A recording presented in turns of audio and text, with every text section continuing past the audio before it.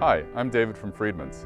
Today we're here with Jeff Kohler at Railhook Farm in Southern Ontario to fit a single harness. If you want to see how to correctly measure your horse for a single harness, please go to freedmanharness.com. Fitting the single harness, we will fit it in the following sequence. First, we will put on the breast collar. We put the neck strap over the horse's neck, buckle in the front fork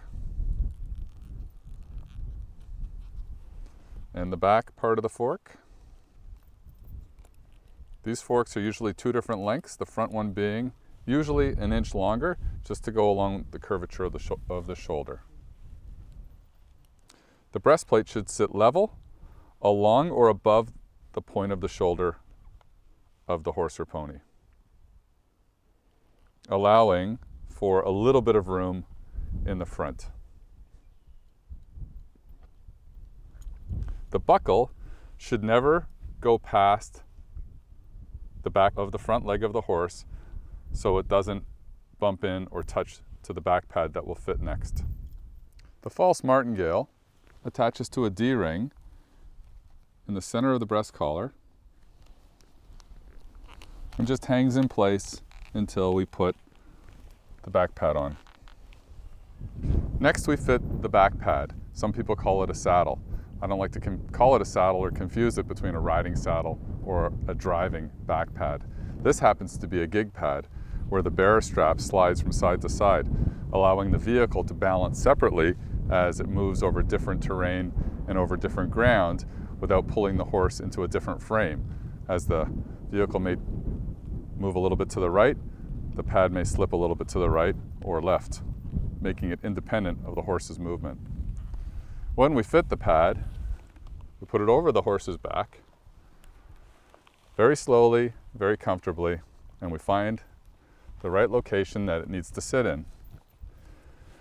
The pad should have contact all the way through and have some space in the gullet, which is the center of the pad, to allow airflow and allow that the actual pressure that comes from the shafts when it's holding the vehicle up does not press down on the spine, only on the strong part of the horse's back. I like pads to sit below the base of the wither in a very flat spot. We then slip the false martingale through the belly band or girth and buckle it. Now, seeing this is a brand new set of harness, first time ever on this pony, these straps all need to relax. So when you buckle them, they may get into the first or second hole, and eventually they will move into their working hole. So we'll start here at the first hole.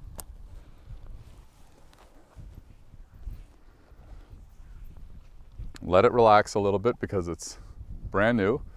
Obviously a nice day like today in the spring, this leather is going to warm up in the hot sun versus a cold day in the winter. It may take longer for the horse's heat to actually warm the leather up so the leather begins to relax even slower versus today could be even faster. So we'll just leave that for now. Now we come along to fit the back strap and crupper. This is a buckle-on crupper. Some cruppers are made that are sewn on. When we take the horse's tail up, we like to make sure that there's no hair stuck anywhere underneath the croup that would pinch. We buckle it on. Make sure it's nice and straight. We go back to the back pad and then shorten the crupper. The crupper strap should have this type of tightness to it. Shouldn't be so tight that it pulls on the pad and shouldn't be, or pulls on the tail, and shouldn't be so loose that it's floppy.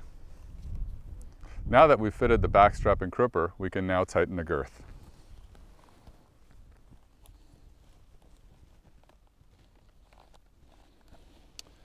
We'll leave the balance strap loose until we put the shafts of the vehicle through, and we can tighten those from there. We'll move on to the back strap and the breeching.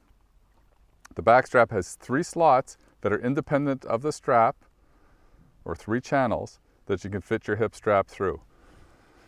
The hip strap, the same as the neck strap, has one longer side than the other by 1 inch. Usually, the longer part of the strap goes to the back of the horse, allowing it to shape along the horse's hip. We're going to fit this back strap into the neutral spot, which is the center slot in the horse's back strap. Buckling it in to what we call the up tugs that are attached into the breeching. Now we can center it, take the tail out,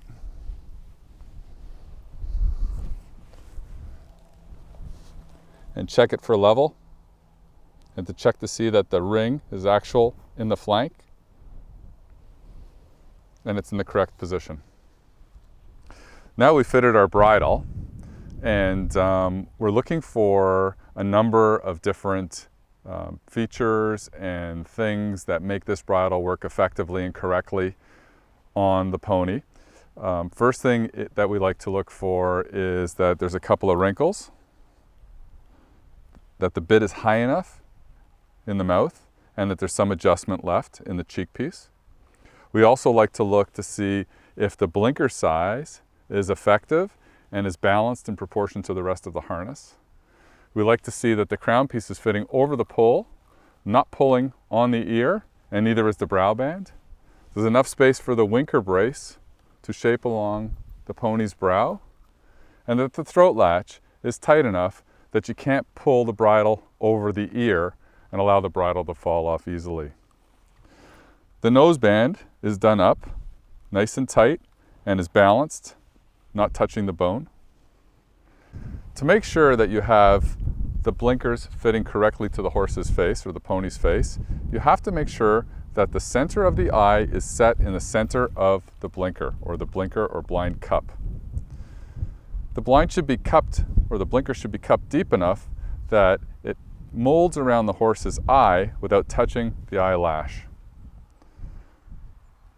For more adjustment to allow the horse or pony to see more or less, you use the winker brace at the top to let out the brace and allow a little bit more vision. These bridles are designed to allow horses or ponies to look only forward and down. For added safety, to ensure your bridle never comes off your horse or pony's head, you can use a gullet strap that looks like this. It's a simple strap that has an opening that fits over the chin strap and then wraps around the throat latch and tightens, joining the two of them together, allowing the throat latch to become very tight along the horse's jowl and not allow the crown piece to slip ever over the horse or pony's ear. Lastly, for the harness, we have the traces and the reins. The traces for a single horse harness, or a harness like this, slip through the back pad. They buckle through the buckle safety and into the keeper. You may notice that this buckle has a big stainless steel tongue. Stainless steel is a much stronger material to use in buckle tongues than brass. Now we have our single pony harness fitted. We started with our breast collar, we put on our false martingale, we put on our back pad, our gig pad, we adjusted our girth, we adjusted our back strap and crupper, we put on our breeching using the fork through the center part of the back strap, we put on our bridle, fitting the throat latch and fitting the eye into the center of the cup of the winker and the noseband or cavesson. Lastly, the traces and the reins. This is David Freedman from Freedman's at Railhook Farm with Jeff Kohler in Southern Ontario. Thanks for watching. For more videos, go to freedmanharness.com.